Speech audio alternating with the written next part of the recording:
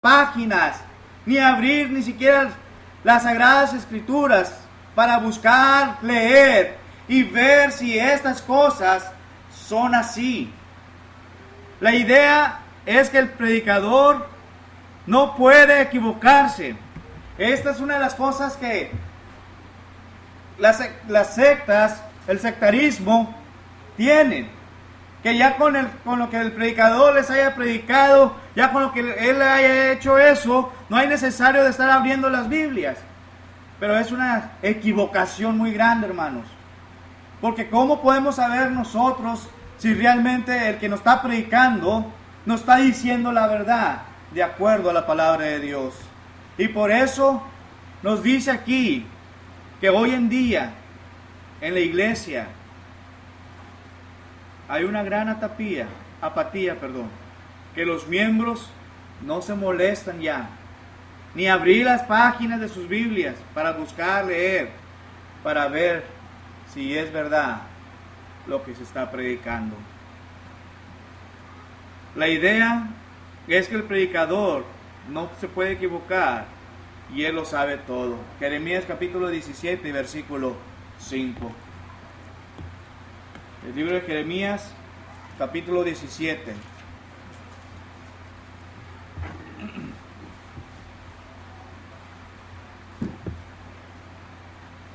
Y dice así la palabra de Dios. Bendito el varón que confía en Jehová y cuya confianza, ¿quién es? Jehová, dice aquí el profeta Jeremías. Pablo le dijo al joven Timoteo, allá en la segunda carta a Timoteo capítulo 2,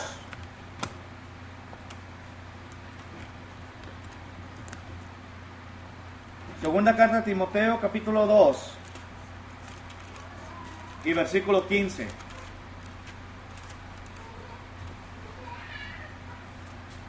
Y dice así: procura con diligencia presentarte a Dios como, dice, aprobado, como obrero que no tiene de qué avergonzarse, que use bien, ¿qué cosa? La palabra de verdad. El apóstol Pablo, hermanos, le estaba diciendo aquí al joven Timoteo que se preocupara en presentarse a Dios aprobado. ¿Por qué el apóstol Pablo le estaba diciendo estas palabras al joven Timoteo? ¿Por qué? Y esta aprobación no vendrá hasta que hayamos llenado los requisitos previos, que son estudiar y estudiar la palabra de Dios. Y el apóstol Pablo le estaba diciendo estas palabras para que tuviera cuidado y para que en aquel día fuera aprobado. Ser aprobado, hermanos, va a ser una gran bendición. Que en aquel día te pueda decir el Señor: buen siervo y fiel, entra ¿en qué? En el gozo de tu Señor. ¿Acaso no queremos que el Señor nos diga esas palabras a nosotros? ¿Qué es lo que nos corresponde hacer nosotros entonces? Como dije hace un instante, nos corresponde solamente estudiar más la palabra de Dios. Para muchos, la lectura de la Biblia es cansada, tal vez aburrida. Los que así piensan son los que siempre tienen una fe débil y sin defensa alguna ante los ataques de los religiosos equivocados. Pablo dijo a Timoteo una vez más que se preocupara en ella, pues sólo así llegará el éxito que como cristianos queremos tener. Primera carta a Timoteo capítulo 4 y versículo 15. Primera carta a Timoteo capítulo 4 y versículo 15.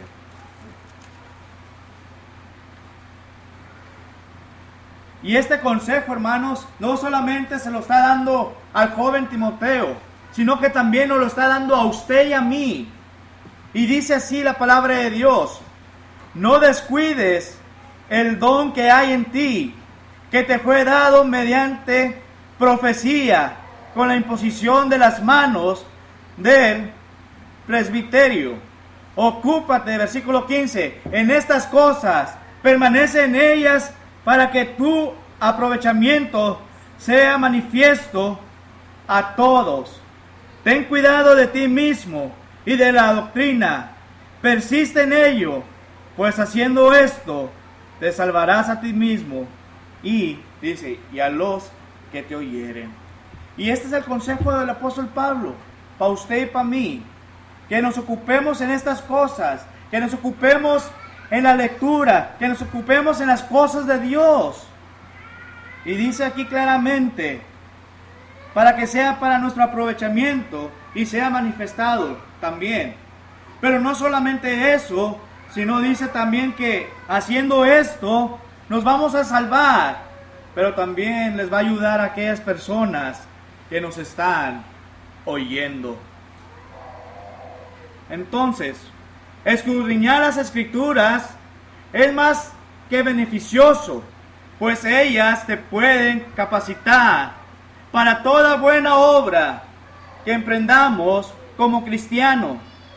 En ellas hay poder para hacer del hombre más simple a un hombre más útil para la causa del Evangelio. Segunda carta a Timoteo, capítulo 3 y versículo 16.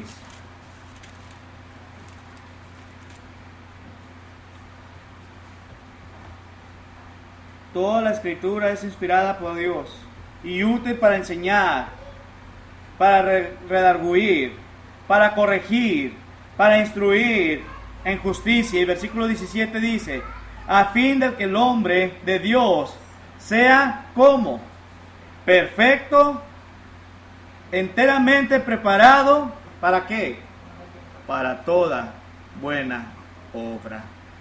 Entonces, es de gran beneficio y de gran ayuda para nosotros, hermanos, el poder escudriñar las Escrituras. Dice que en ellas hay poder para hacer del hombre más simple, de aquella persona más sencilla, a un hombre útil para la causa del Evangelio de Dios. Pero déjeme decirle algo, que no le debe dar vergüenza a usted hablar del Evangelio. Porque no me avergüenzo del Evangelio, ¿por qué? Es poder de Dios, ¿para qué? Para salvación. No se avergüence nunca usted del Evangelio. Y otra de las cosas, hermano, que puede hacer usted para triunfar en la vida como cristiano es orar. Orar y orar cuantas veces pueda usted. Es una lástima oír a hermanos decir, a mí se me olvida orar. Y lo dice con tanta naturaleza que ya les parece hasta normal. Esta es otra enfermedad que muchos cristianos están padeciendo. El levantarse y acostarse con los puros, mundanos, sin encomendar su alma a nadie. Es cierto que Dios nos cuida y vela por nosotros, dice Salmos capítulo 3 y versículo 5. Pero es nuestra responsabilidad como cristianos. Es nuestra responsabilidad como cristianos orar. Dice Pablo en la primera carta a Tesalonicenses, capítulo 5, versículos 16 al 18. Primera carta a Tesalonicenses, capítulo 5, versículos 16 al 18. Estar siempre gozosos. Versículo 17, ¿qué dice? Orar sin cesar. Pero dice el 18 también, dar gracias en todo. ¿Por qué no está diciendo Pablo que debemos de dar gracias en todo? Porque es la voluntad de Dios para con nosotros en Cristo Jesús. Y el punto clave ahí, hermanos, es el versículo 17, el que dice, orar sin cesar. ¿Qué es orar sin cesar? ¿Qué es orar sin cesar? Estar constante en la oración. Depender que nosotros contamos con Dios y que le estamos poniendo en nuestra oración a Él todo lo que tengamos. Porque Él tiene cuidado de nosotros. Orar sin cesar. Primeramente, ver la responsabilidad de orar y de no desmayar. Lucas capítulo 18 y versículo 1. El libro de Lucas capítulo 18 y versículo 1.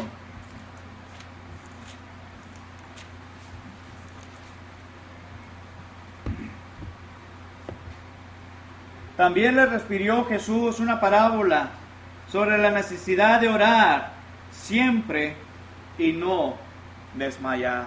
Hay una gran necesidad, hermanos, de estar orando, principalmente por la nación.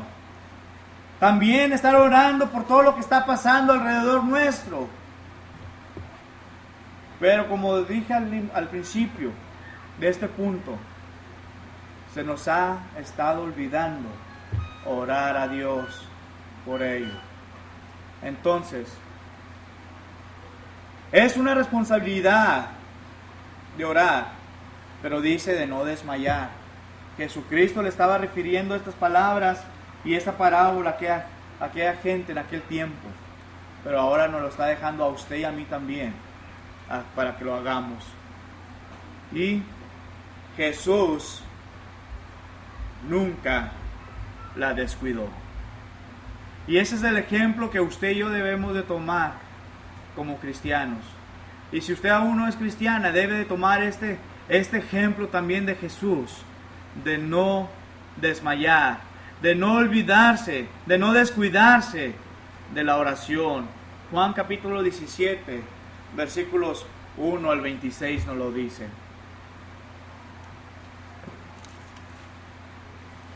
Juan 17, versículos 1 al 26.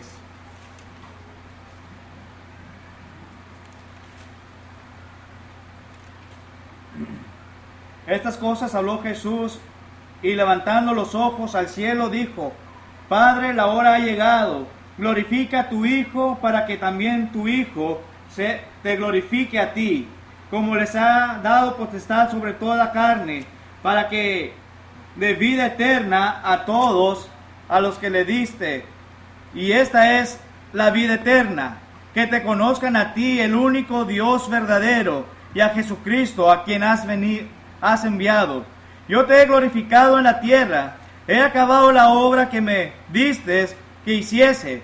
Ahora pues, Padre, glorifica tú al lado tuyo, con aquella gloria que tuve contigo antes de que el mundo fuese. He manifestado tu nombre a los hombres que del mundo me diste. Tuyos eran y me los diste, y han guardado tu palabra. Ahora han conocido que todas las cosas que me has dado proceden de ti, porque las palabras que me diste les he dado, y ellos la recibieron y han conocido la verdad, la verdaderamente que salí de ti, y han creído que tú me enviaste. Yo ruego por ellos, no ruego por el mundo, sino por los que me diste, porque tuyos son, y todo lo mío es tuyo, y lo tuyo mío, y he sido glorificado en ellos. Y ya no estoy en el mundo, mas estos están en el mundo, y yo voy a ti, Padre Santo. A los que me has dado, guárdalos en tu nombre, para que sea uno, así como nosotros. Cuando estábamos con ellos en el mundo, yo los guardaba en tu nombre. A los que me diste, yo los guardé, y ninguno de ellos se perdió, sino el hijo de perdición, para que la escritura se cumpliese. Pero ahora voy a ti, hablo esto en el mundo, para que tenga mi gozo cumplido en sí mismo. Yo les he dado tu palabra, y el mundo los aborreció, pero que no son del mundo, como tampoco yo soy del mundo. No ruego que los quites del mundo, sino que los guardes del mal. No son del mundo como tampoco